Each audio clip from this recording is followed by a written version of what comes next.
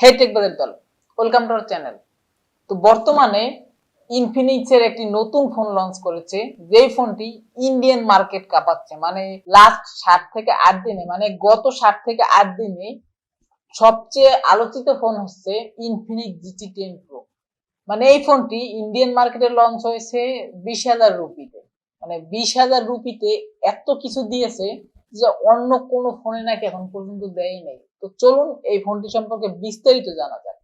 তো আরেকটি কথা, যারা এখন আমাদের চ্যানেলে নতুন আছে, প্লিজ চ্যানেলটি সাবস্ক্রাইব করে দেবেন এবং বেল আইকনটি অন করে দিবেন, যাতে আমরা এই রকমের ভালো ভালো ফোন নিয়ে রিভিউ করার সাথে সাথে আপনারা পেয়ে যান। তো চলুন ভিডিওতে যাওয়া যাক। তো প্রথমেই কথা বলবো ফোনটির ডিজাইন নিয়ে। তো এই ফোনটির ডিজাইনে ইনফিনিক্স কিন্তু বেশ কিছু আপডেট এনেছে। মানে ফোনটির ব্যাক পাশ দেখলে বুঝবেন যে এত সুন্দর একটি ডিজাইন করেছে, মানে যেটা দেখলে নজর কাড়ার মতো। আর এই ফোনটি কিন্তু বিশেষ করে গেমিং ডিজাইন করেছে, মানে গেমিং ফোন হিসেবেই লঞ্চ করেছে এবং সেই জন্যই ফোনটির ডিজাইনেও কিন্তু একটি গেমিং ভাইব ফুটিয়ে তুলেছে। এবং ফোনটির পিছনে কিন্তু একটি ছোট লাইট আছে, যেটি আপনার ফোন আসলে জ্বলবে বা কোনো নোটিফিকেশন আসলে জ্বলবে, এবং কিন্তু মিউজিকের তালে তালে লাইটটি জ্বলবে। তো বুঝতেই পারতেছেন যে ফোনটি এত সুন্দর একটি লুক, কতটা দারুণ। মানে এটা আপনাদের উপরে ছেড়ে দিলাম। তো যা যাক ফোনের উপর দিকে, ফোনটির উপরের দিকে রয়েছে স্পিকার এবং সেকেন্ডারি নয়েজ ক্যান্সেলেশন মাইক, এবং ফোনটির নিচের দিকে রয়েছে 3.5mm headphone jack, mic, secondary noise cancellation mic এবং স্পিকার। তবে একটি জিনিস কিন্তু ভালোই লেগেছে যে ইনফিনিক্স কোম্পানি এই ফোনটিতে 3.5mm এর হেডফোন জ্যাকটিও রেখেছে, মানে এটা কিন্তু সরায়নি তারা। এবং বামে রয়েছে শুধু একটি সিম কার্ড স্লট। তবে এখানেও কিন্তু দারুণ একটা বিষয় আছে। অন্যান্য কোম্পানির ফোনগুলিতে দেখা যায় যে এই বাজেটে যে ফোনগুলি লঞ্চ করে, বিশেষ করে বেশিরভাগই মেমোরি কার্ড ইউজ করা যায় না, কিন্তু এখানে কিন্তু দুটি সিম ইউজ করতে পারবেন এবং একটি মাইক্রো এসডি কার্ড। এবং ডানে রয়েছে ভলিউম আপ ডাউন বাটন এবং পাওয়ার অন অফ বাটন। তবে এখানে কিন্তু আরো একটি নজর কাড়া বিষয় আছে, মানে যেটা কল্পনার বাইরে, এটা ভিডিওর মধ্যেই আসবে। মানে এখানেও কিন্তু একটি ধামাকা আছে, মানে এতটা অবাক করার মতো, মানে আপনারা কল্পনাও করতে পারতেছেন না। ভিডিওটির ভিতরেই আমি বলবো, কিছুক্ষণের মধ্যেই ভিডিওটি কন্টিনিউ করবেন, স্কিপ করলে কিন্তু এটা পাবেন না। এবং ডিসপ্লেতে একটি অ্যানিমেশন আছে, অ্যানিমেশনটা দেখতেও কিন্তু মানে আসলেই দারুণ লেগেছে। আপনাদের কাছে কেমন লাগছে কমেন্টে জানাবেন। তবে ফোনটি দেখতে একটু বড় সড়ো, ধরতে একটু বড় সড়ো, তবে ওজনটা কিন্তু অনেক কম রেখেছে, মাত্র 187 গ্রাম। মানে বড় হলেও ওজনটা একটু কম, এই জন্য কিন্তু ধরে কমফোর্টেবল ফিল করবে।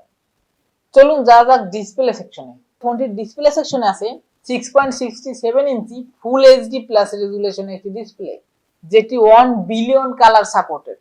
মানে বুঝতেই পারতেছেন 1 বিলিয়ন কালার সাপোর্টেড, কালার কোনো ঘাটতি হবে না। এবং 120 হার্টজ রিফ্রেশ রেট এবং পিক ব্রাইটনেস হিসেবে থাকছে 900 নিটস। এবং ডিসপ্লের লোয়ার থিনটা একটু ফলো করবেন। মানে ডিসপ্লের লোয়ার থিনটা এতটাই ন্যারো রেখেছে, মানে এই বাজেটের অন্যান্য কোম্পানির ফোনগুলোতে কিন্তু এতটা ন্যারো থাকে না। তো চলুন যা যাক ফোনটির প্রসেসরে কি আছে জানা যাক। ফোনটির প্রসেসর হিসেবে আছে মিডিয়াটেক ডাইমেনসিটি 8050, যেটি 6 ন্যানোমিটারে তৈরি। মানে এটি কিন্তু অনেক ভালো একটি প্রসেসর, যদিও অত মানে খুব হাই পাওয়ার হবে এমন না। তবে 20,000 রুপির ভিতরে, মানে বাংলাদেশে যদি লঞ্চ হয় 20,000 রুপি কনভার্ট করলে 25,000 থেকে 26,000 টাকা হয়। 25-26,000 টাকা হিসেবে 6 ন্যানোমিটারের একটি প্রসেসর, মানে এটা কিন্তু অনেক কিছু। হয়তো বা 6 ন্যানোমিটার প্রসেসর অত বেশি না, আবার কিন্তু অত কম না, মানে খুব ভালো একটি সার্ভিস পাবেন।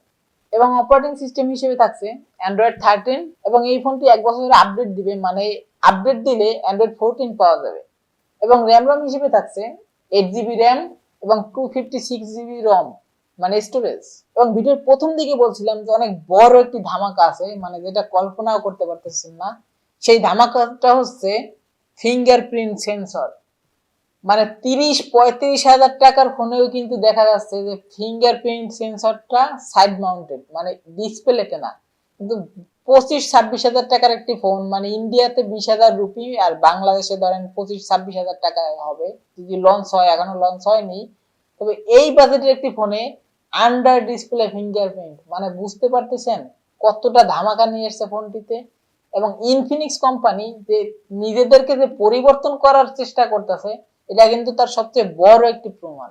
তবে ক্যামেরা সেকশনে কিন্তু ইনফিনিক্স একটু ডাউনে আছে, যদিও গেমিং ফোনগুলো তো অতটা ক্যামেরা ভালো থাকে না, এটাই স্বাভাবিক, কারণ একদম যে একটা জিনিসের 100% সবকিছু ভালো হবে এমন না, একটু খুঁটিনাটি খুঁত তো থাকবোই, এটা তো স্বাভাবিক।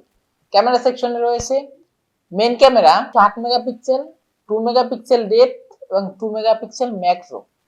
তবে এখানে কিন্তু ওয়াইড অ্যাঙ্গেল ক্যামেরা লেন্সটি নেই, যা আছে মোটামুটি চলে, সমস্যা নেই, বাজেট হিসেবে ঠিক আছে। তবে বড় বড় যে লেন্স গুলো দেখছেন এগুলো 2 মেগাপিক্সেল দেয়া, একটু বেশি দিলে মনে হয় একটু ভালো হতো। তবে গেমিং ফোন হিসেবে অতটাও খারাপ না যতটা খারাপ আপনারা ভাবতেছেন, একটু তো টুকিটাকি ছাড় দেয়াই যায়। এবং ফ্রন্ট ক্যামেরা আছে 32 মেগাপিক্সেল এবং ব্যাক ক্যামেরা দিয়ে সর্বোচ্চ ভিডিও রেকর্ড করতে পারবেন 4K 30fps এবং ফ্রন্ট ক্যামেরা দিয়ে ভিডিও রেকর্ড করতে পারবেন 2K 30fps। তো চলুন জানা যাক এই ফোনটির ব্যাটারি সম্পর্কে। তো ব্যাটারি সেকশনে কিন্তু দারুণ একটি ধামাকা আছে, মানে যেই ধামাকাটা মানে কল্পনার বাইরে, মানে এমন একটি ফিচার যোগ করেছে ব্যাটারি সেকশনে যেটা অন্য কোনো কোম্পানি এখন পর্যন্ত কোনো ফোনেই এই ফিচারটি অ্যাড করেনি। তো ব্যাটারি হিসেবে আছে 5000 mAh এর একটি বিগ ব্যাটারি, যেটি দিয়ে আপনারা 1.5 দিন অনায়াসে সার্ভিস পেয়ে যাবেন, এবং যারা গেমার ওরা হয়তো বা একদিনের মতো ব্যাকআপ পাবেন। এবং এটিতে চার্জ করার জন্য রয়েছে 45 ওয়াটের একটি ফাস্ট চার্জার, যেটির কেবলটি আবার দেয়া এল শেপের। এর আবার একটি কারণ আছে, যেহেতু ফোনটি গেমিং ফোন হিসেবে তৈরি করেছে, যে চার্জে লাগিয়ে যদি আপনারা গেম খেলতে যান তখন কিন্তু এল শেপ না হলে কিন্তু ডিস্টার্ব হয়, জন্য এল শেপ দেয়া যাতে চার্জে লাগিয়ে গেম খেলার সময় ডিস্টার্ব না হয়। তো এখানেও কিন্তু আরেকটি ধামাকা আছে, মানে ব্যাটারি কিন্তু মেইন ধামাকাটা এখানে, এই সেকশনে কিন্তু বাইপাস চার্জিং সিস্টেমটা তারা দিয়েছে। মানে ইনফিনিক্স যে নিজেকে পরিবর্তন করার চেষ্টা করছে এর কিন্তু বড় বড় কিছু উদাহরণ দিয়ে যাচ্ছে। এখন আসা যাক বাইপাস চার্জিং সিস্টেম কি। আমরা অনেকেই জানি না বাইপাস চার্জিং সিস্টেম কি। আমরা সকলেই জানি যে ফোন যখন চার্জে দিয়ে আমরা ফোন ইউজ করি বা গেম খেলি তখন ফোনটা কিন্তু প্রচুর পরিমাণে হিট হয়, এবং তখন কিন্তু মানে ফোনটি হিট হয়ে ব্যাটারিটা ব্লাস্ট হওয়ার সম্ভাবনা থাকে। এজন্যই ফোনটিতে বাইপাস চার্জিং সিস্টেম দেয়া। বাইপাস সিস্টেমটি হলো এমন যে ফোনটি চার্জে দিয়ে গেম প্লে করার সময় আপনার ফোন চার্জ হবে বাট ব্যাটারি চার্জ হবে না, মানে কারেন্টটা সরাসরি মাদারবোর্ডে চলে যাবে। আর এজন্য ফোনটি হিট হওয়ার সম্ভাবনা থাকবে না, ফোন ব্লাস্ট হওয়ার সম্ভাবনা থাকবে না। আমার কাজ হলো রেগুলার এরকম ভালো ভালো ধামাকা ধামাকা ফোনের রিভিউ দেয়া, মানে ফোন সম্পর্কে আপনাদের জানানো। আর আপনাদের কাজ ভিডিওগুলো দেখা এবং ভালো মন্দ আমাদেরকেও কমেন্টে জানানো এবং চ্যানেলটি সাবস্ক্রাইব করে রাখা। ধন্যবাদ সবাইকে।